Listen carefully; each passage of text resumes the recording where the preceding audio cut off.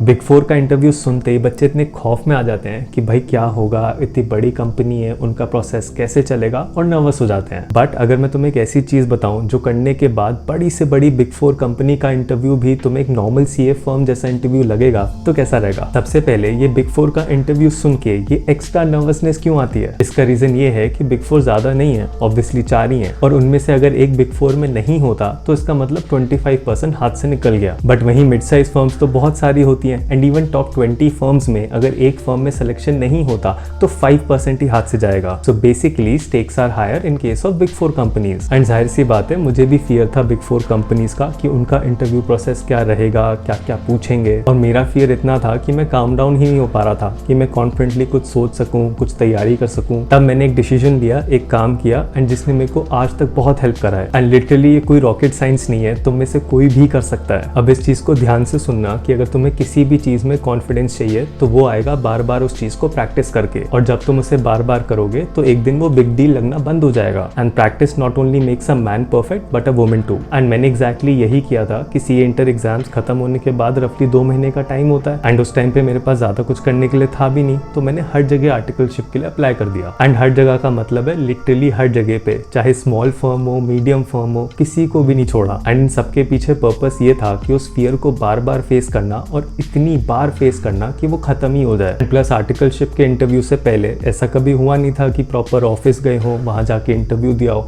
तो वैसे भी कुछ आइडिया नहीं था। रफली 2.5 से 3 महीने में मैंने 22 इंटरव्यूज दिए थे, एंड इनमें से बहुत सी फर्म्स ऐसी थी जहां मुझे ऑलरेडी पता था कि भाई मैं यहाँ आर्टिकलशिप नहीं करने वाला, इवन इफ मैं सेलेक्ट हो जाता हूँ, बिकॉज मेरा पर्पस था एक्सपीरियंस लेना। एंड अब तो मुझे एग्जैक्टली नंबर नहीं याद, बट इतना ध्यान है कि बहुत सी फर्म्स थी जहाँ पे मैं रिजेक्ट हो गया था, और कुछ थी जहाँ पे सेलेक्ट भी हुआ था। बट दिमाग में ये चीज क्लियर थी कि मैं बड़ी गेम की तैयारी कर रहा हूँ, मैं बिग फोर की गेम की तैयारी कर रहा हूँ। एंड ग्रेजुअली हर इंटरव्यू के साथ, चाहे वो सिलेक्शन हो या रिजेक्शन हो, धीरे धीरे वो एक्सपीरियंस आने लगा और वो फियर खत्म हो गया। बस पहले एक चीज को समझो कि भाई चाहे कितनी बड़ी कंपनी हो या छोटी सीए फर्म हो, एक इंटरव्यू तो एक इंसान ही लेता है। तो तुम्हें बेसिकली प्रैक्टिस करनी है एक इंसान को इंटरव्यू देने की। एंड जब इतने सारे इंटरव्यूज दे दोगे, उसके बाद बिग फोर का टाइम आएगा तो तुम्हें बड़ी बात लगेगी ही नहीं, बिकॉज तुमने प्रैक्टिस कर रखी होगी। एंड 22 इंटरव्यूज देने के बाद ये भी समझ आया कि भाई mostly same set of questions ही पूछे जाते हैं, चाहे वो बड़ी कंपनी हो या छोटी हो। तो ऐसा नहीं है कि बिग फोर में आपसे क्वांटम फिजिक्स पूछ लेंगे। तो भाई सिंपल सी बात है, जितना टाइम तुम्हारे पास है उसको अच्छे से यूटिलाइज करो, अलग अलग फर्म्स में जाओ, इंटरव्यूज दो, एक्सपीरियंस लो, एंड वो फियर ऑफ रिजेक्शन खत्म करो। बस इतनी सी मेहनत कर लोगे ना, तुम बिल्कुल रेडी हो जाओगे बिग फोर के लिए। और आज ही एक टारगेट सेट करो कि मुझे इस महीने के एंड तक इतनी सीए फर्म्स में जाना है और इंटरव्यू देना है। And if you want specific steps to make the most out of this whole process, then let me know in the comments down below. तो अब जाओ, अप्लाई करना स्टार्ट करो और बड़े गेम की तैयारी करो।